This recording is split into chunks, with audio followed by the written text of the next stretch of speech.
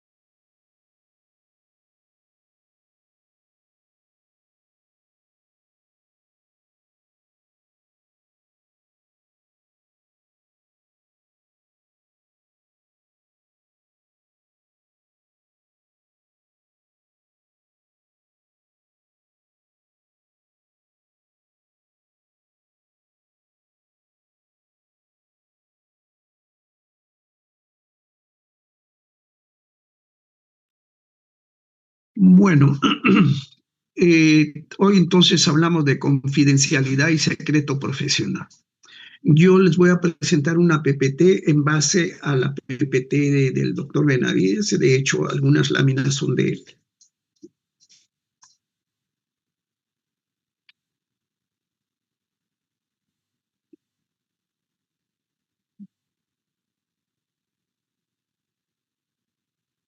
Entonces, todos sabemos que, y de hecho ustedes están en ese proceso, en la formación del médico, y estamos analizando en el momento de tomar decisiones y de darle información qué se debe decir, cómo se debe decir, qué cosas estamos obligados a decir, qué cosas no estamos obligados a decir.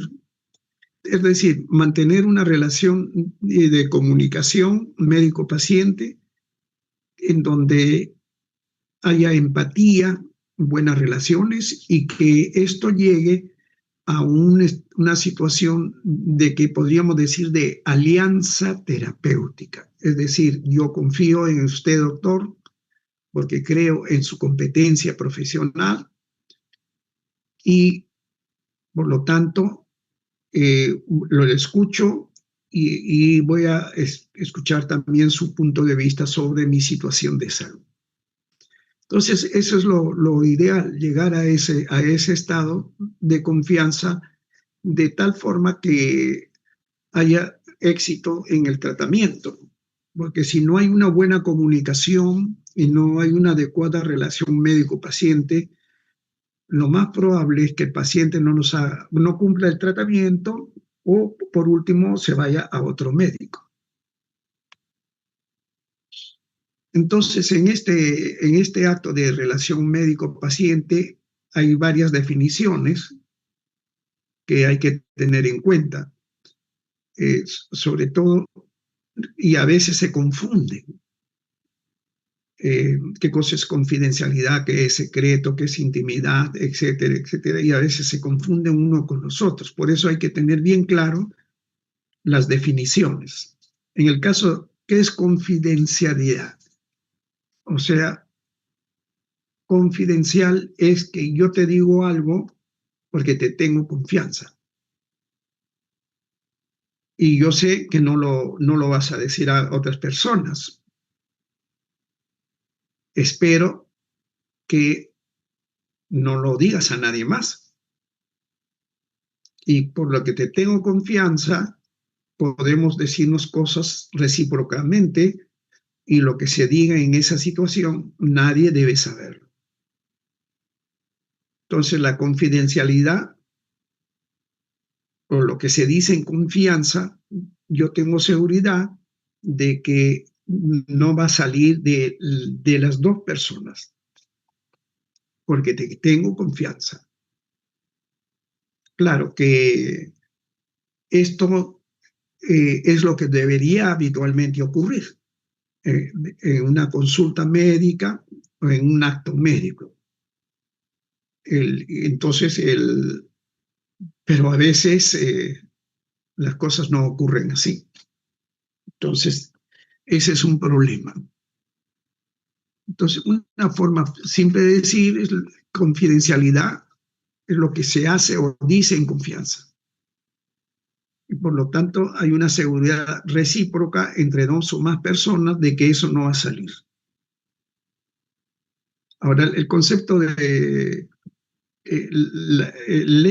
guardar la confidencialidad generalmente puede tener varios niveles. Si dos personas son amigos y se dicen en confianza secretos, bueno, se entiende que eso no va a salir fuera de los dos. Pero también puede haber confidencialidad a otros niveles. Por ejemplo, a nivel institucional. Puede ser que una decisión, por ejemplo, en el Congreso, que haya una asamblea que trate temas de mucha relevancia, de seguridad estratégica, etcétera, y que se dice vamos a hacer una asamblea con restricciones, es decir, no es una asamblea pública del Congreso, sino una asamblea en donde solamente pueden participar los congresistas. Y esto no se transmite, ni se graba, ni nada, porque es de seguridad nacional. Entonces, y se supone que todos deben guardar la confidencialidad. Entonces, la confidencialidad puede haber en diferentes situaciones. Y en el caso del acto médico, es una de esas. Ahora veremos en qué caso no se puede guardar la confidencialidad. No puede haber confidencialidad por la misma situación que se está pasando en ese momento, ¿no? Ahora, confidente necesario. El confidente necesario, en este caso, si es un acto médico, es el paciente y el médico. Los dos tienen la obligación de la confidencialidad. Si es un consejo de ministros donde van a tratar cosas muy delicadas que no debe participar ni siquiera el secretario, tiene que estar presente, entonces todos los ministros son confidentes necesarios,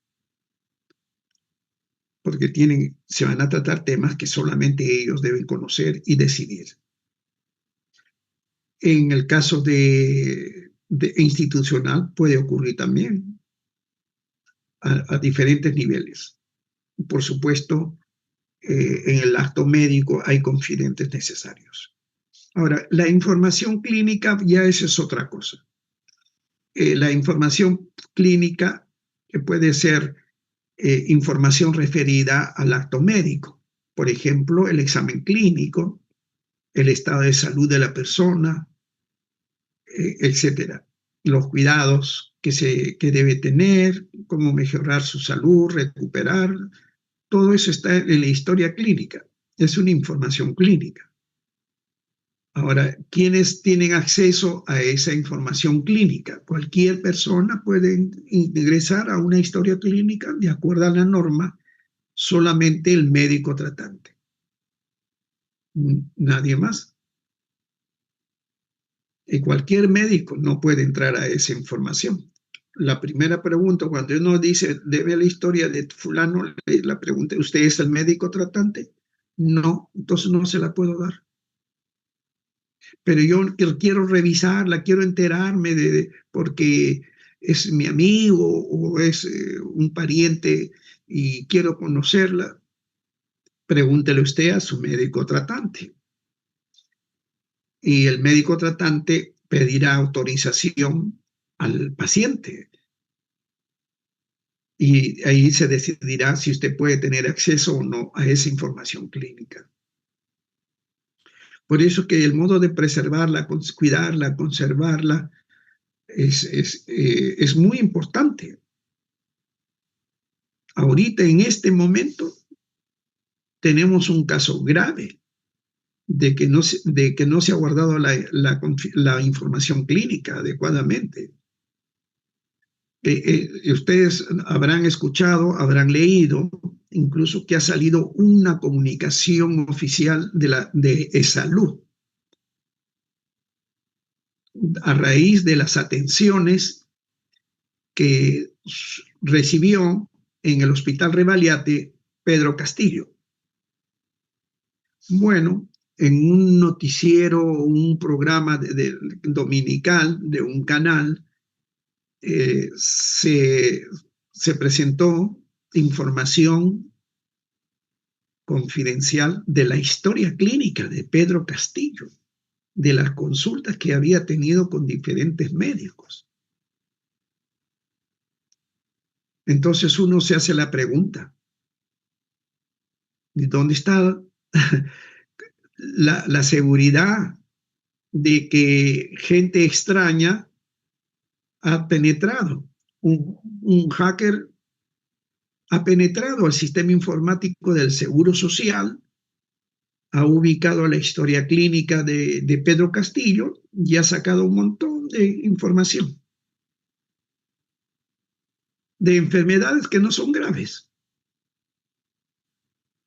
Y por lo tanto, los periodistas lo publican porque dicen que esto demuestra que el manejo político que se quiere dar a la supuesta enfermedad grave de Pedro Castillo no tiene base médica. Levantarle bueno, o como el término correcto es liberarlo de la cárcel por sufrir una enfermedad grave. Entonces todo el mundo dice, no puede usted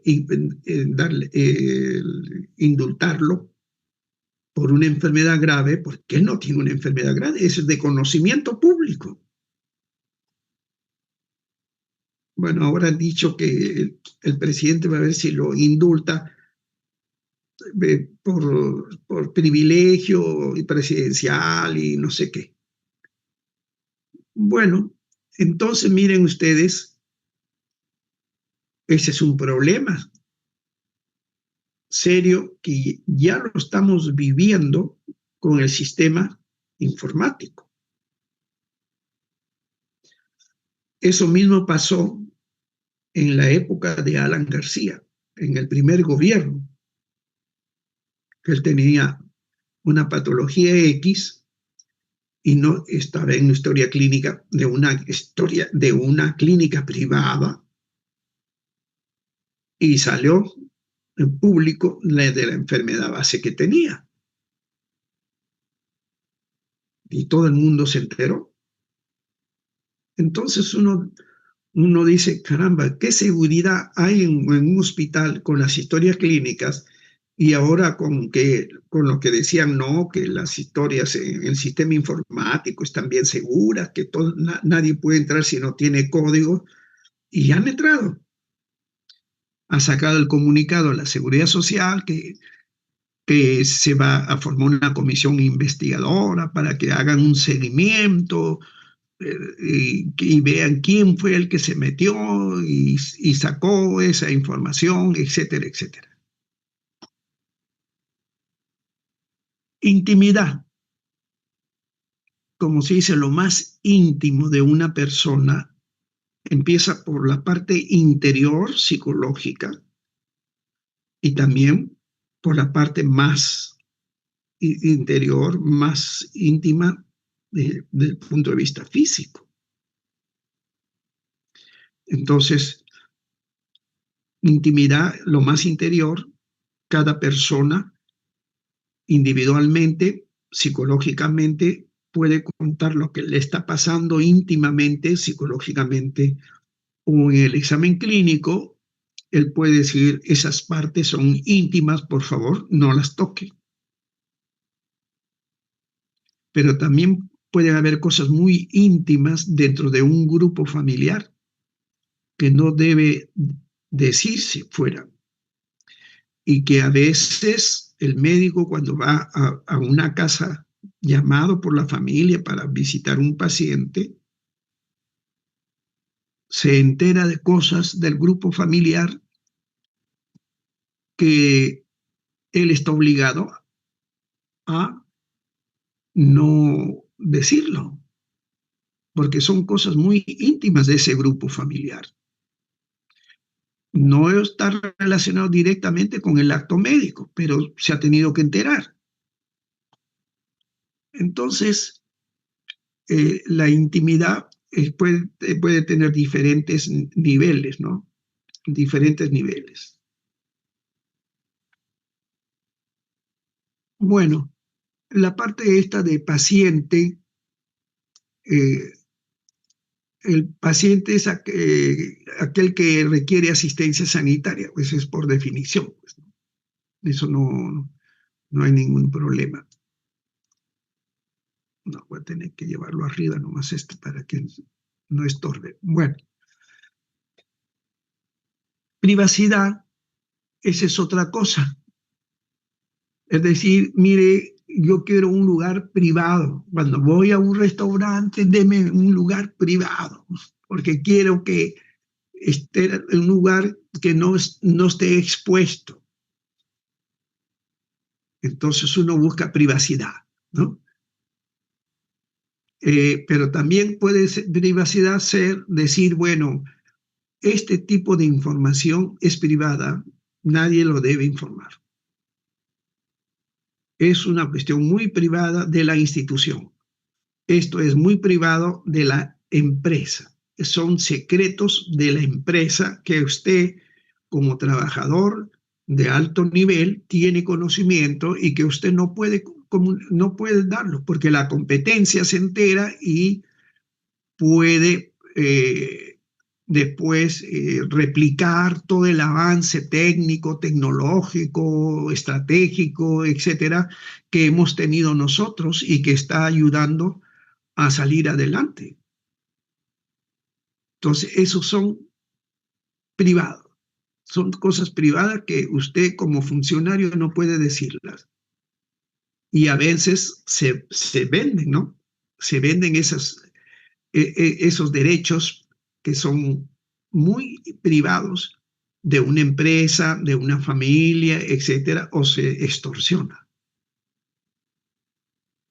Y por último, el secreto médico, que ya se ha hablado bastante sobre eso, que viene desde la época hipocrática. Es decir, y eso está muy explícito incluso en nuestro código penal, ¿no? Guardar silencio sobre toda información que llegue a conocer sobre el paciente en el curso de su actuación profesional. Por lo tanto, no se puede comunicar a nadie salvo que el paciente lo autorice. Ahora, yo puedo llevar en secreto algo y que no se vea a la vista. También ese es otro, los secretos, ¿no?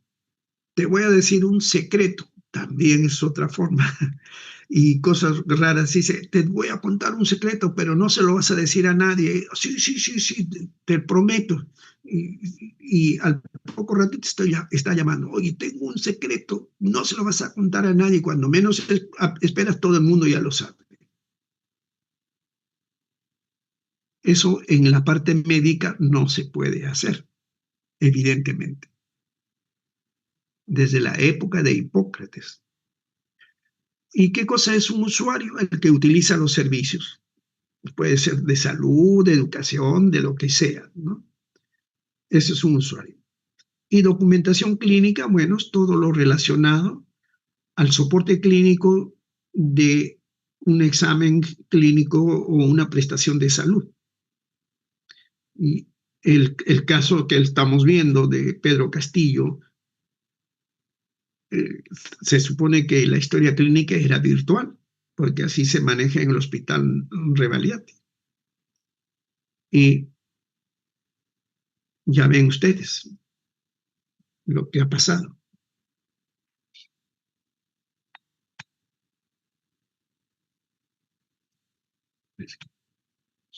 Bueno, todos estos conceptos que acabamos de decir ya lo conocemos pues desde el juramento hipocrático, ¿no? Hace 24 siglos a estas alturas. Yo les he puesto acá la versión del griego, traducida del griego antiguo, por, por un cura de jesuita que es un experto en griego antiguo. Y él ha hecho esta traducción que a mí me parece de todas las que hay, quizás la más aproximada. Él lo traduce de esta forma: guardaré secreto sobre lo que oiga y vea en la sociedad, por razón de mi ejercicio y que no sea indispensable divulgar, sea o no del dominio de mi profesión, considerando como un deber el ser discreto en tales casos. Miren, esta es una definición bastante completa, como él mismo dice, sea o no del dominio de mi profesión. Entonces, si yo evalúo un paciente y en una casa que me llama, estoy obligado a guardar, por supuesto, el secreto de lo que me informan sobre la salud del paciente. Pero si de paso me entero de otras cosas que están ocurriendo dentro de esa casa, que son muy delicadas, de decirlo que irían contra la dignidad y el buen nombre de esa familia, entonces mi obligación, según Hipócrates, tiene que ser discreto. Entonces, tengo que guardar el secreto. Porque por eso es que él dice, sea o no del dominio de mi profesión, considerando como un deber el ser discreto en tales casos. Entonces, es un deber. Ya en el siglo XVIII y XIX, claro, empieza a hablarse también de esto con más claridad. ¿Por qué? Porque Hipócrates había desaparecido durante toda la Edad Media. Toda la medicina hipocrática, galénica y todos los médicos griegos y filósofos griegos prácticamente desaparecieron del mapa. Toda la bibliografía se escondió, desapareció, en muchos casos se quemaron bibliotecas, en fin. Y por razones religiosas, porque decían, bueno, acá si leen a estos filósofos que no creen en Dios, que en nada, pueden confundir su fe. Entonces, mejor, esa es literatura prohibida de leer. Y recién en el Renacimiento, cuando ya empiezan a aparecer nuevamente los textos griegos traducidos del árabe al latín, porque los árabes que se llevaron toda esa información, de dicho sea de paso, lo vieron súper interesante y lo tradujeron al árabe. Y ellos lo han manejado muy bien, Avicena, Averroes y todos los médicos griegos que ustedes los conocen, han manejado esa información hipocrática, galénica y muchos de otros médicos griegos y de otras culturas. Y lo tradujeron al árabe porque esa es la lengua que ellos manejaban. Entonces, cuando ya empiezan nuevamente a tener contacto con el mundo occidental, sobre todo debido a las guerras, empiezan a conocer que existe toda esa literatura, pero está en árabe. Y empiezan a traducir, ya expertos en traducción, pero del mundo occidental, lo traducen del árabe al latín, que era la lengua oficial que se manejó durante la Edad Media y en parte del Renacimiento. Bueno, entonces si, como observamos, la confidencialidad es un derecho de los pacientes. Es decir, yo confío en usted, le voy a decir cosas que son muy secretas y usted espero que sepa guardar ese secreto. Confío en usted. Por lo tanto, la institución donde yo hago la consulta tiene la obligación de salvaguardar toda la documentación de los pacientes y que no pueda ingresar ninguna persona ajena a la atención médica. Lamentablemente estamos viendo que eso está fallando. Este es un ejemplo de la tabla de juramento hipocrático. Algo de griego yo estudié. Bueno, acá dice orcos hipocratons. Juramento hipocrático. Orcos es juramento, después viene, de ahí vino en latín, lo tradujeron a testis, que significa testigo, y de ahí también derivó testículo. Y ustedes van a decir, ¿por qué? ¿Qué tiene que hacer esto con testículo? Y eso por eso que estos términos, yo siempre le estoy diciendo a los alumnos de historia de la medicina, a ustedes no sé si les enseñó o no historia de la medicina, no me acuerdo. Pero el pueblo judío, cuando tenía que hacer un juramento solemne, con los varones nomás juramentaban, las mujeres no. Se tocaban, claro, el texto bíblico dice, se tocaban la parte interna del muslo y juraban.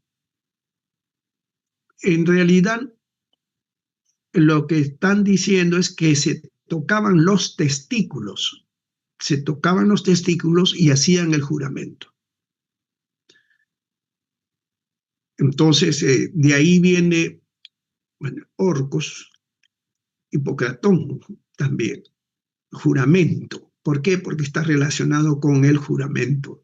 Y testis significa testigo o testículo, depende del contexto en que se quiera hacer la traducción. Y esto está todo en griego. Claro, habría que ponerse en detalle desde palabra por palabra porque son letras, construcciones antiguas y hay que ser experto en griego antiguo. Por eso es que yo les hice la traducción de ese padre jesuita que es un experto en griego antiguo. Bueno, la pregunta es entonces de cajón es ¿hasta cuándo, hasta dónde yo estoy obligado a guardar el secreto? La tradición dice siempre, incluso aún después de muerto. Pero la tendencia actual que dice, sí, hay que guardar el secreto, pero hay situaciones en donde no se está obligado a guardar el secreto. Entonces, es lo que actualmente lo estamos viviendo, ¿no? ¿Por qué no se está obligado? Porque hay una causa que justifica no guardar el secreto. Bueno, evidentemente los elementos que están relacionados con el secreto profesional, ay Dios, se bajó, son el derecho a la intimidad, el derecho a la privacidad, el derecho a la información de la salud y el de confidencialidad. Y esto tiene un marco legal que lo respalda, hay normativas de salud y también el consentimiento informado para que se pueda realizar determinados tipos de procedimientos y se supone que hay confianza en el acto médico. Entonces, intimidad, hemos dicho que es lo más íntimo. Puede haber intimidad subjetiva, puede también intimidad en la parte física. Sí, por eso decimos que a veces dice, me estuvo tocando mis partes íntimas, puede decir una dama, y denunciarlo a una persona por tocamientos indebidos. Me estuvo tocando mis partes más íntimas. El varón también puede decir, me estuvo tocando mis partes íntimas, ¿no? Intimidad. Y en lo familiar también puede haber situaciones muy íntimas de la familia que no se pueden comentar ni decir. Privacidad. Solamente un grupo definido puede tener conocimiento de esta información y nadie más debe enterarse. ¿Por qué? Porque es una cuestión muy privada. Yo voy a hacer una fiesta familiar muy privada, decimos, ¿no? No invito a nadie más que la familia. ¿Por qué? Porque es privado. Me voy a casar, pero en forma privada. No voy a invitar ni voy a comunicar a nadie que me estoy casando. Esa es privacidad, ¿no? Y privacidad también puede ser física. Yo me voy a duchar, por favor. No quiero que nadie me vea. Yo no quiero duchas en donde son públicas y que todo el mundo se encalata y todos se bañan. No, yo quiero una privacidad. En fin, entonces, y también privacidad decisional. El único que puede dar, informar y tocar este tema es fulano de tal. Nadie más. Es una privacidad decisional. Es decir, por ejemplo, en un acto médico, el único que puede autorizar para que salga esa información es el paciente. Y si el paciente no está en condiciones, el familiar responsable. Él es el único que puede autorizar. El médico por decisión propia no puede, salvo, como se dice en el momento actual, ciertas situaciones que se justifican. Bueno, la privacidad de dominio también. Esta técnica es privada, no te voy a enseñar cómo se hace. Ahí vienen los secretos de cocina, por ejemplo. No, qué rico, y dame la receta. No, esa es muy privada. Yo esa no se la doy a nadie. Desde cosas así de ese tipo hasta privacidad de dominio. Por ejemplo, hay ciertas autoridades que tienen derecho a una información y que nadie más puede enterarse más que ese grupo de personas. Entonces, cuando uno hace una anamnesis, una exploración física, lo debe hacer en forma privada, es decir, sin testigos, salvo que el paciente quiera que esté presente alguien de la familia. En esos casos, bueno, si lo pide, usted tiene que aceptarlo, porque ahí quien decide es el paciente, ¿no?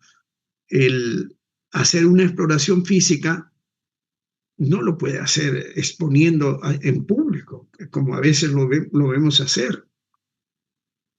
Entonces, si voy a hacer un examen clínico y quiero que mis alumnos estén presentes, yo tengo que pedirle permiso al paciente si acepta que mis alumnos estén presentes y que puedan observar la exploración o incluso que algunos de ellos puedan explorar. Antes no se pedía permiso. Ahora se tiene que pedir autorización. Por ley, hay una ley que obliga a que el paciente autorice o no y que dé incluso un consentimiento por escrito.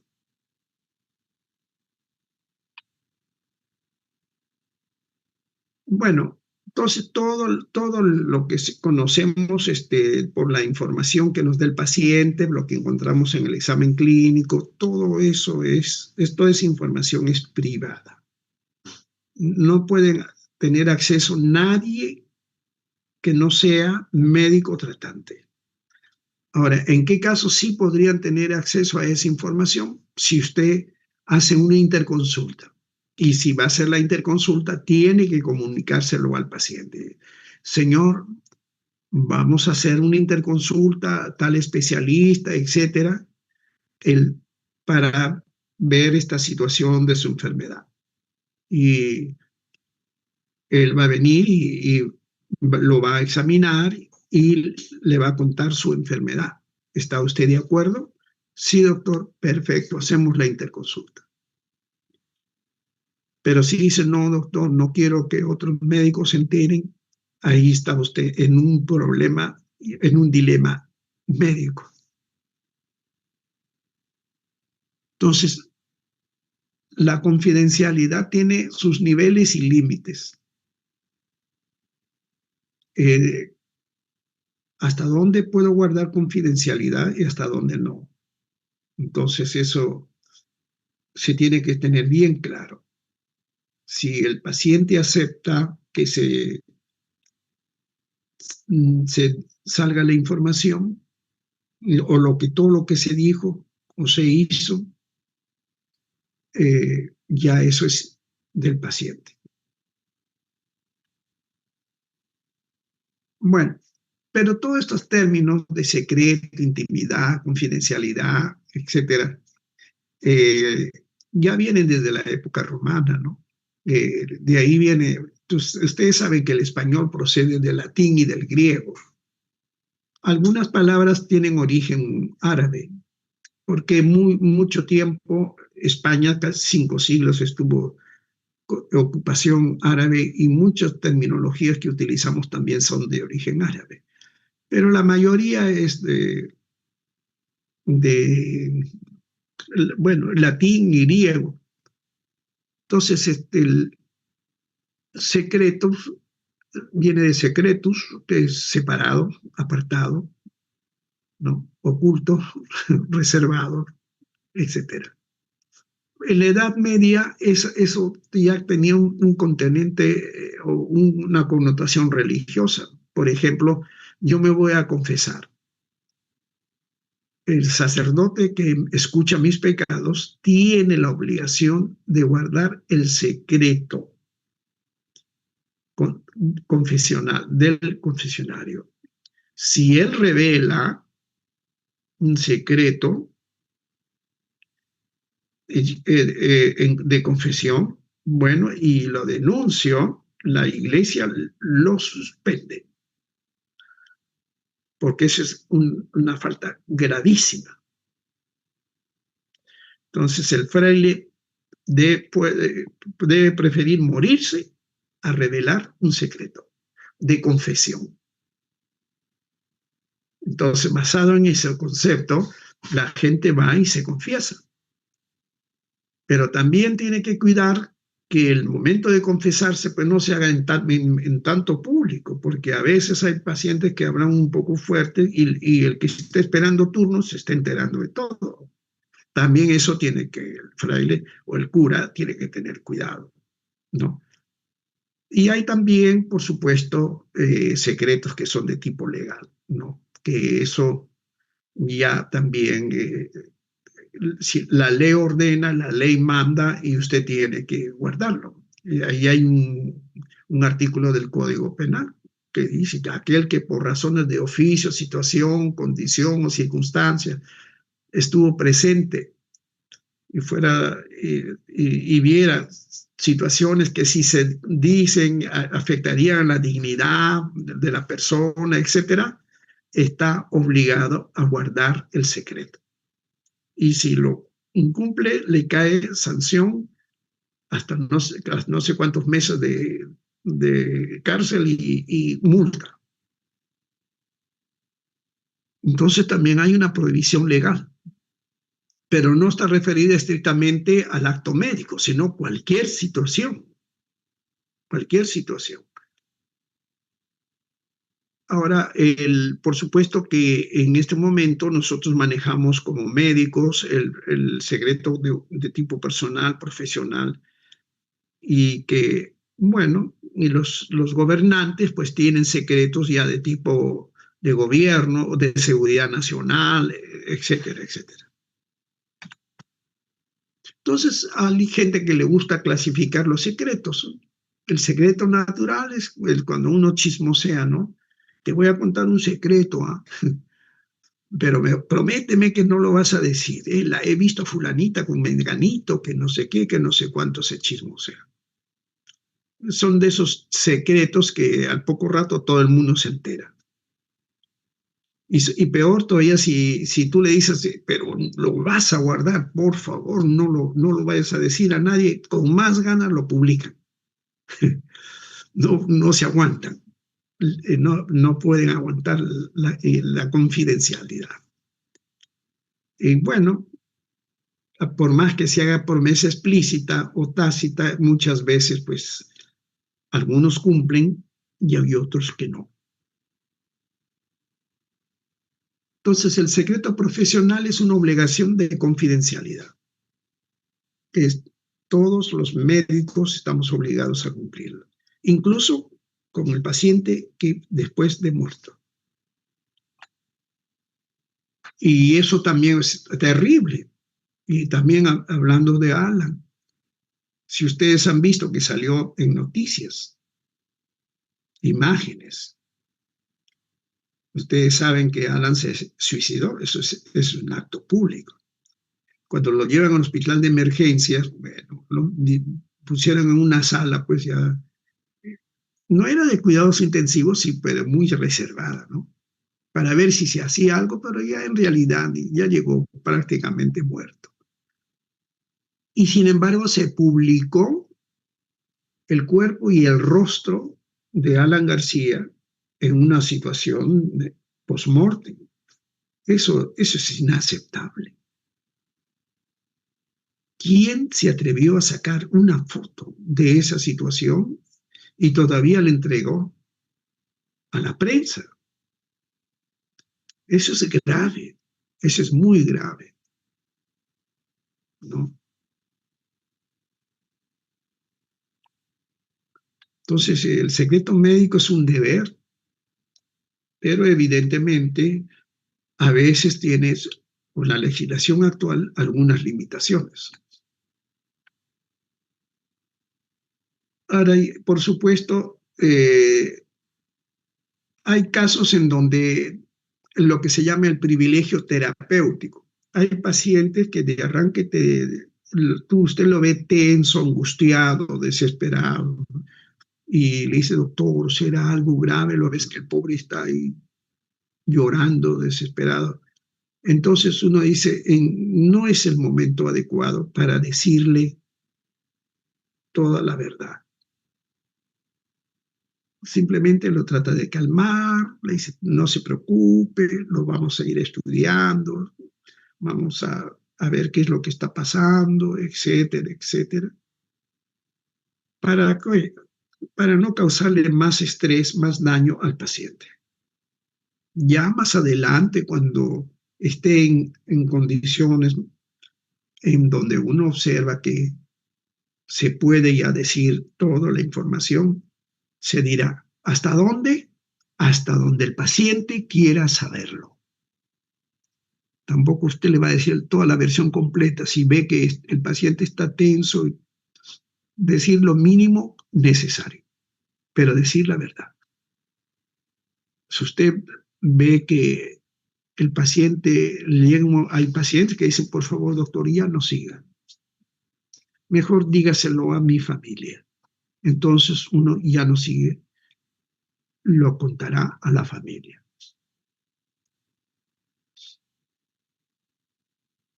Bueno, ya desde el punto de vista legal, hay muchos, ya saben ustedes, la Constitución Política del Perú, pues en el capítulo 1 habla sobre derechos fundamentales de la persona y solamente las partes que más tienen relación con el tema es sobre derechos fundamentales de la persona, el artículo 5, ¿no? Por ejemplo, solicita en el artículo 2, numeral 5, solicitar sin expresión de causa la información que requiera o recibirla de cualquier entidad pública en el plazo legal con costo que suponga el pedido. Entonces, ¿qué dicen?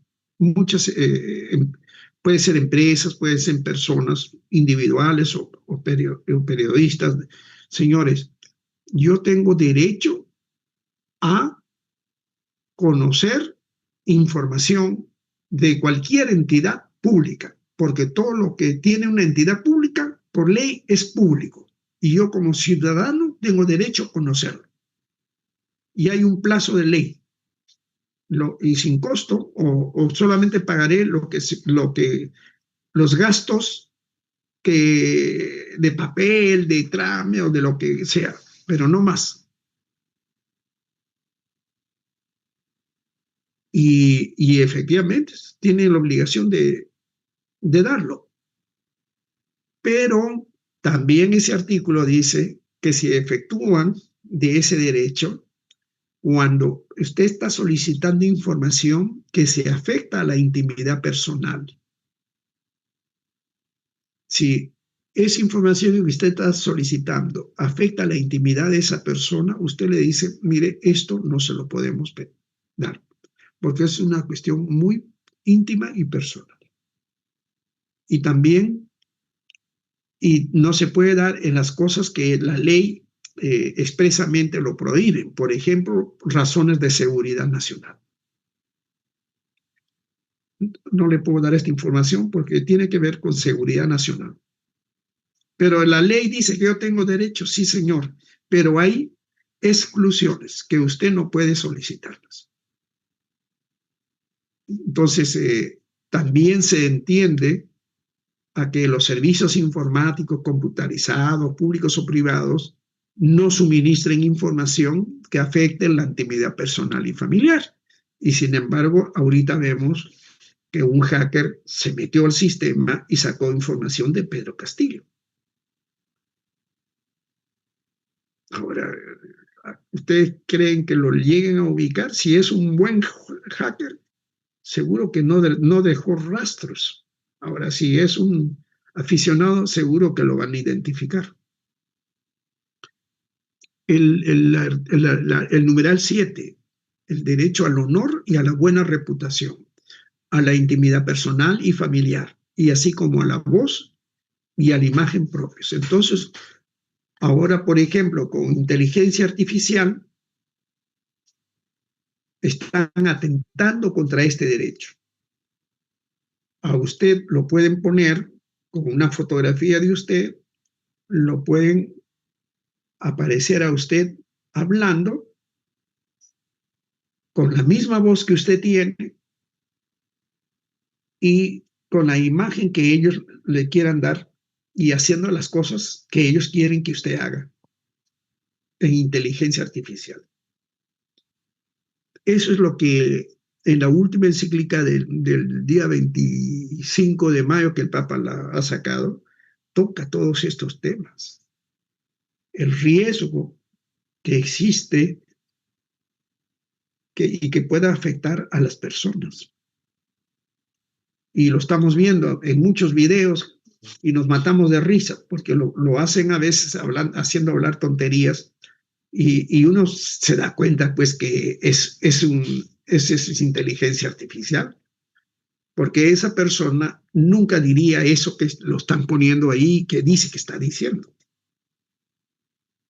Pero es un derecho fundamental de la persona y que está en la Constitución del Perú, y sin embargo nadie dice nada.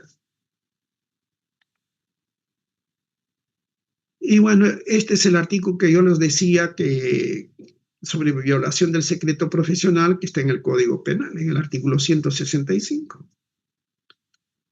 que dice: el que teniendo información por razón de su estado, oficio, empleo, profesión o ministerio, y habla de ministerio también porque puede ser que para los curas o para todos están metidos en esto, el que tenga información de secretos cuya publicación pueda causar daño, los revela sin consentimiento del interesado, será reprimido con una pena privativa de libertad no mayor de 2 años y con 60 a 120 días multa. Eso implica que también en este artículo están incluidos los estudiantes de medicina, que por motivos de su estado de ser estudiante de medicina, tiene acceso a información que es muy secreta. También en esto están incluidos las enfermeras, el personal técnico, etcétera. Los médicos que son interconsultados por motivos de su especialidad. Entonces, también ellos están incluidos en esto. El respeto de los derechos del paciente, entonces, es de ser atendido en consideración y respetando su intimidad, recibir toda la información veraz, oportuna, comprensible, que se respete la confidencialidad, que las discusiones relativas a su cuadro clínico, ya sea en las consultas, etcétera, y que tienen que hacerse porque se necesita, por ejemplo, su caso clínico lo tengo que poner en junta médica. Le tengo que informar al paciente, mire, su caso clínico lo vamos a discutir en una junta médica, porque es una situación crítica y quisiéramos escuchar la opinión de los otros médicos. Se le tiene que informar. Si no se le dice, usted actuando contra el derecho del paciente. Bueno, a la intimidad y al pudor también. A veces uno hace exámenes y lo deja al paciente todo calato, o hace un examen ginecológico y está todo expuesto al paciente. Eso no es correcto. O está al lado de otro paciente en la hospitalización, lo desnuda y el otro del costado le está mirando al paciente. Entonces, todo eso tiene el médico que cuidar para el caso del paciente. Y lo mismo, si usted lo va a referir a otro médico o otro establecimiento de salud, tiene que explicarle las razones. Porque el paciente, si no acepta, no da su consentimiento, usted no lo puede referir, salvo que sea un caso de emergencia. Entonces, el abordaje de la relación médico-paciente, pues todo está ya bien definido. El médico, por ejemplo, puede pedir permiso al paciente para poder compartir con la familia temas de su salud. Si él autoriza, puede usted hablar con la familia.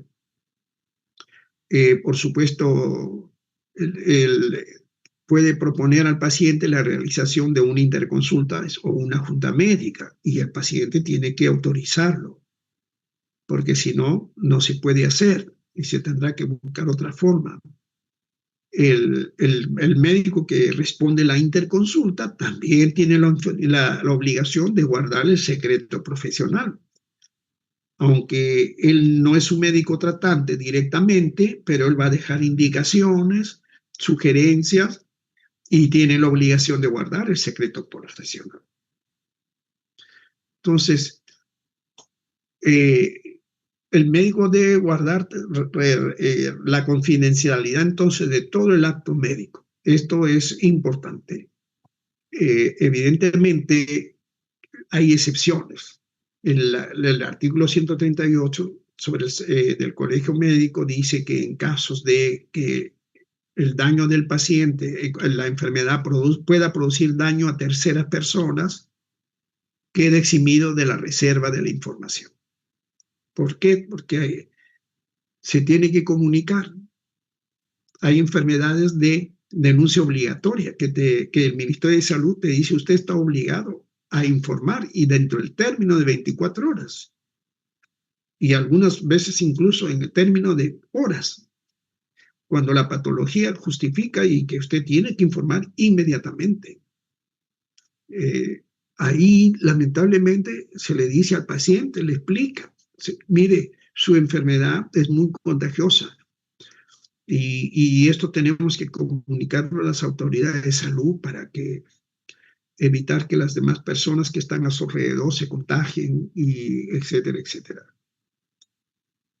Ahora, También cuando vienen a las emergencias muchas veces, o a la consulta, muchas vemos pacientes magullados, maltratados, y dicen, sí, ha tenido un accidente, pero usted se da cuenta que son lesiones que por un accidente no se hacen. O el paciente revela que ha recibido también maltrato psicológico. En esos casos, si el paciente no está en condiciones de presentar ninguna denuncia, usted como médico no debe guardar la confidencialidad. Tiene el deber ético de denunciar el hecho a través de la autoridad que corresponda. Generalmente es a la policía, si es que es un hospital que está cerca, o a la fiscalía. Ya hemos dicho que en caso de enfermedades infectocontagiosas no se puede guardar la confidencialidad. Lo mismo si usted tiene conocimiento de inminencia de un acto, de un delito, por ejemplo, si el paciente es un paciente psicótico que dentro de sus delirios dice yo voy a matar a mi mamá, lo voy a matar a mi papá o a mi mujer, etcétera, y ese es parte de su delirio, usted tiene la obligación de comunicarlo a la familia y probablemente tener que obligárselo a hospitalizar. Pero a veces yo he tenido casos en que la familia no querían hospitalizar. Incluso a veces el paciente tiene una ideación suicida, está con una depresión profunda, no está psicótico, pero está con una depresión profunda que quiere suicidarse. Y uno le dice a la familia, convendría que se quedara hospitalizado, porque acá vamos a tomar todas las condiciones necesarias para evitar que vaya a ocurrir eso. Y a veces la familia se niega. Entonces, en todo caso, entonces hay que decirle a la familia, mire, si ustedes asumen la responsabilidad, pero el paciente puede suicidarse. Entonces, y ustedes ya asumen la responsabilidad. Entonces, miren ustedes, cuando el daño puede ser a terceros o dañarse a sí mismo, uno no puede callar. A veces el juez pide información. Cuando el juez lo pide, usted solamente debe dar la información que él solicita, nada más. No dar más detalles. Concretarse solamente a lo que él pide. Porque si usted se explaya, está usted atentando contra la confidencialidad. El imperativo legal a solicitud del juez es que usted diga específicamente sobre tal tema y sobre eso usted informa. Si se lo pide el fiscal, no. Yo varias veces que me han pedido por situaciones de pacientes, yo le decía, mire, señor fiscal, a usted no le puedo dar ninguna información. Si me lo solicita el juez, con todo gusto. Pero a usted no. Ya después que el juez lo tenga, el fiscal tiene derecho a conocer el expediente y a esa situación del juez. Porque la ley dice a solicitud del juez. Bueno, entonces también hay, para evitar daños graves a la sociedad con enfermedades de declaración obligatoria, por ejemplo, en pandemias, pues ni hablar, ¿no? Personas maltratadas, por ejemplo, niños, ancianos o víctimas de agresión sexual, usted no puede quedarse callado. Tiene que comunicar al fiscal de prevención del delito o a la policía que esté por ahí cerca. Ahora, cuando usted es perito en procesos judiciales, ahí sí usted no se puede guardar, porque varias veces a mí me han nombrado por perito. Y bueno, solamente he evaluado lo que quiere el juez. Se hace la evaluación, el peritaje, se hace el informe. A veces te hacen preguntas sobre ese tema, tú respondes y ahí terminó tu función. Ahora, si hacia usted injustamente lo acusan, el paciente, bueno, usted tiene derecho a decir por, por el derecho de la autodefensa a decir las cosas como son. Ahí no puede usted guardar secreto, porque está siendo acusado injustamente. Entonces, ahí usted está facultado a decir las cosas. Entonces, hay varios principios que se utilizan, que son de tipo deontológico, para proteger los datos en la esfera sanitaria. ¿Dónde está esto?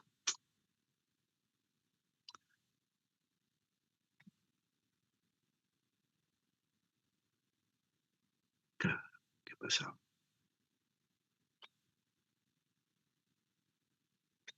Por ejemplo, el principio de pertenencia y sobriedad. Es decir, no decir más de lo estrictamente necesario. Nada más.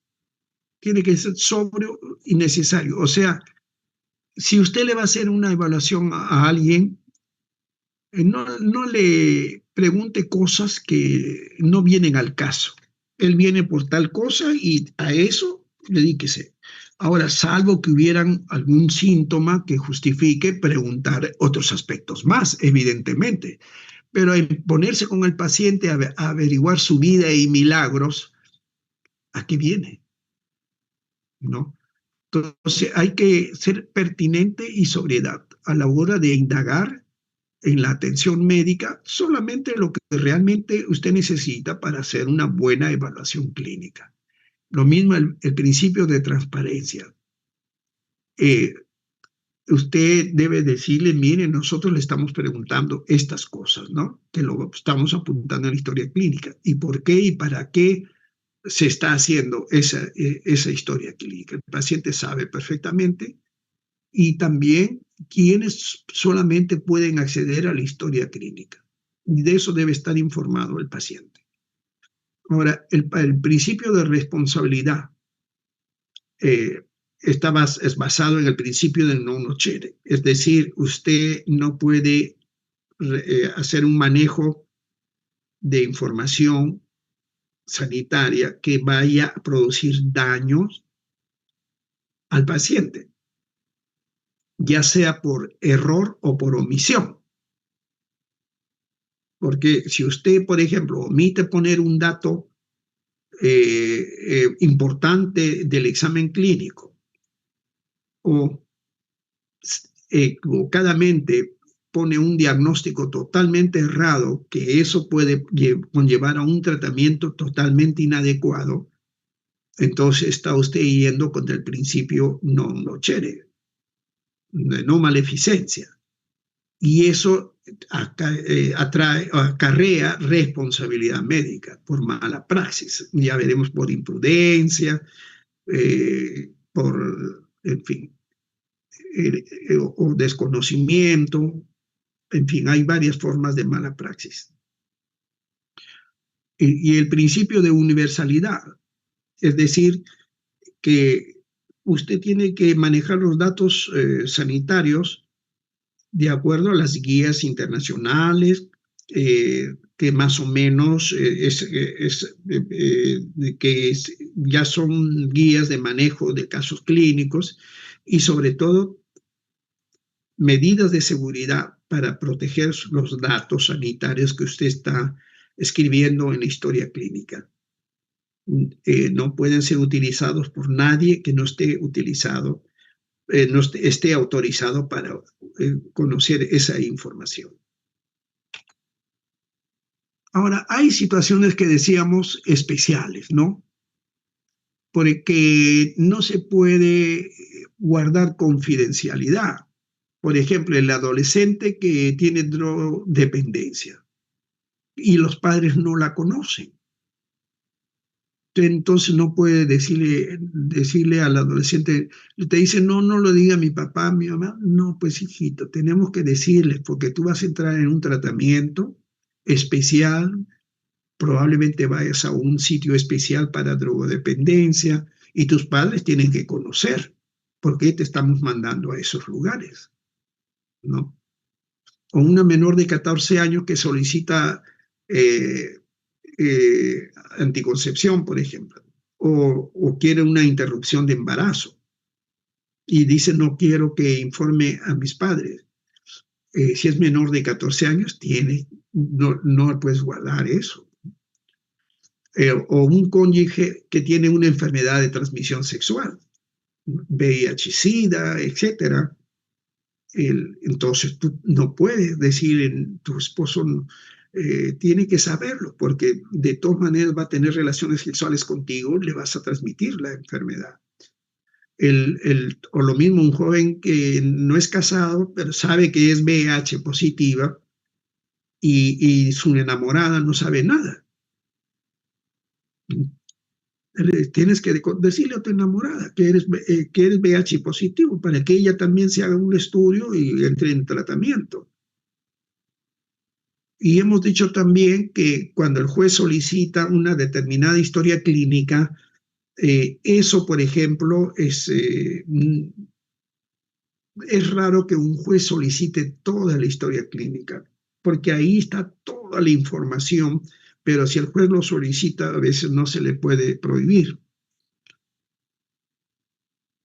Pero hay también información que tú tienes que darla cuando estás dando, por ejemplo, un certificado de incapacidad temporal para el trabajo, el certificado de descanso médico, como decimos comúnmente. Generalmente en el CID, ahí hay un código del CIE 10 que tienes que ponerlo. Entonces, quieras o no, hay que poner el código que justifica el descanso médico, por ejemplo, ¿no? Ahora, y otro también es cuando tú instauras un nuevo sistema informático de gestión centralizada de historias clínicas, lamentablemente estás incrementando los riesgos para no proteger la confidencialidad.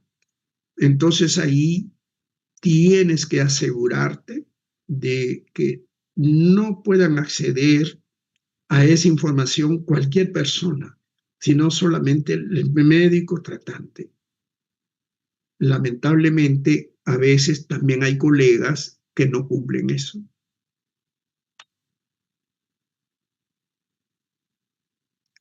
Y como para terminar, los consejos prácticos. Uno, que intentar, siempre que sea posible, hacer participar al paciente de la solicitud de información, que sea él quien la revele o dé su consentimiento para ello. Entonces, cuando a veces la familia dice, doctor, ¿pero qué tiene? Bueno, que el paciente les informe. En lo posible, pregúntenle al paciente, porque él no me ha dado autorización para que yo les diga. Ahora, si el paciente dice, no, doctor, usted nomás dígales, bueno, entonces con su consentimiento voy a informar lo que usted tiene.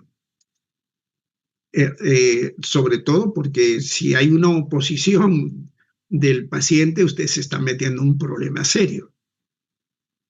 ¿Ya? El otro consejo es los principios éticos que están en juego en el momento de la relación médico-paciente. A veces hay dilemas éticos que uno tiene que tomar decisiones muy importantes. Entonces uno tiene que mantener siempre algunos principios. La finalidad asistencial es la primera y más importante de todo lo que haya que hacer.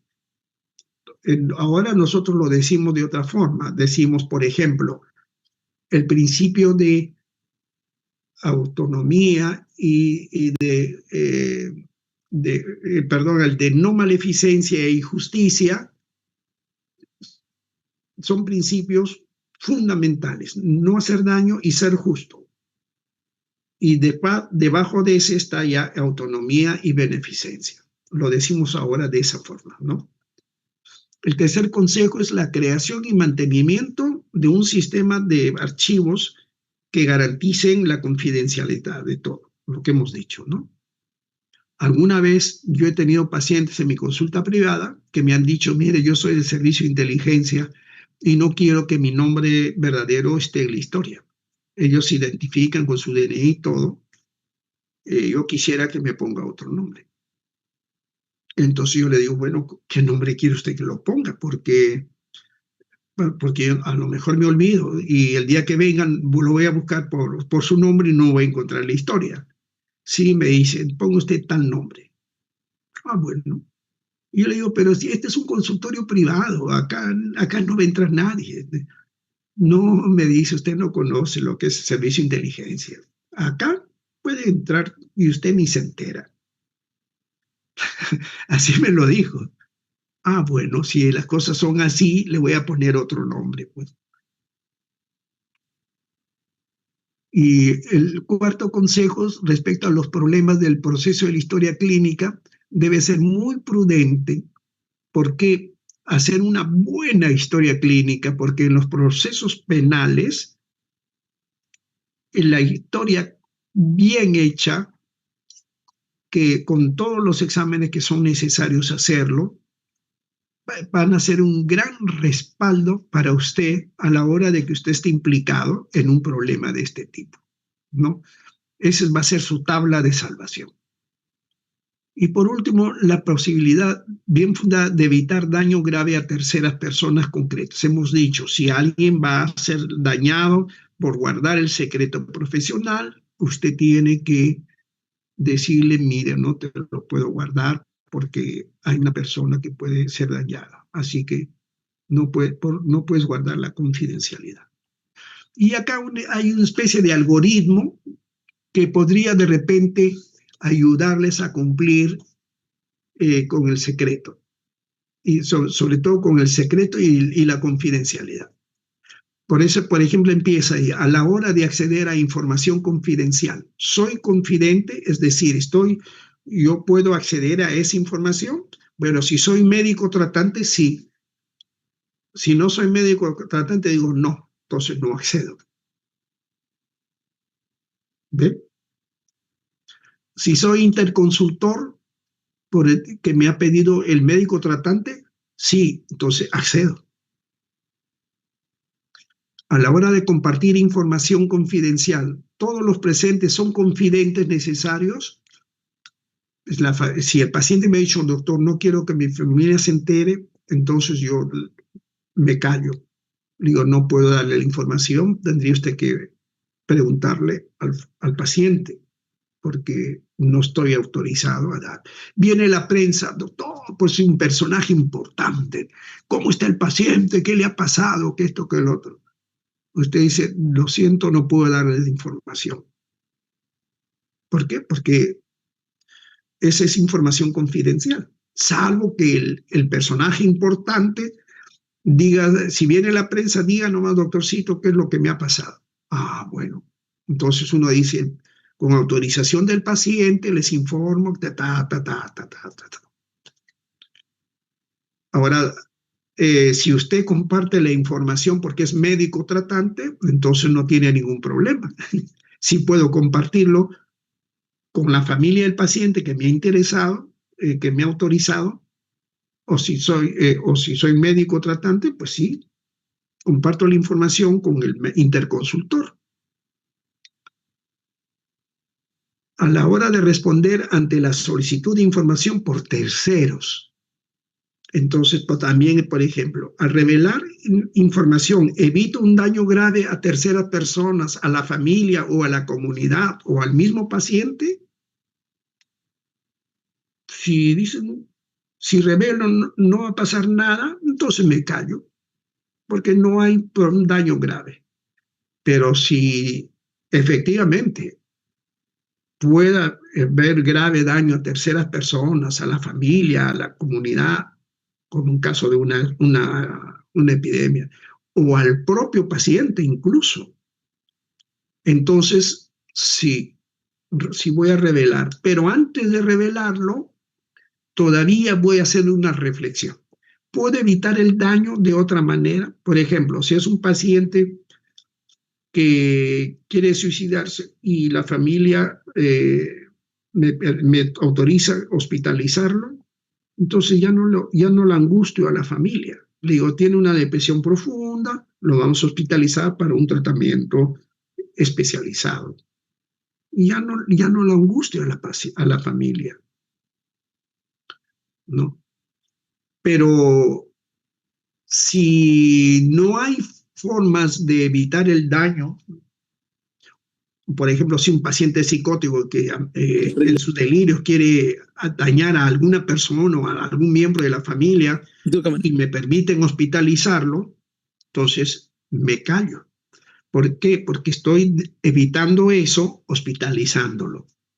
Entonces, si puedo evitar ese daño por otra vía, como es en este caso la hospitalización, entonces me callo y ya no digo más. Pero si no puedo evitarlo y la familia dice, no, doctor, queremos tratamiento ambulatorio, bueno, en esos casos tengo que decirle pues a la familia, mire, se van a correr este riesgo, esto, y así que tomen sus precauciones y esto, lo otro.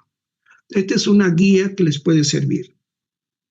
Muy bien, vamos a pasar la lista.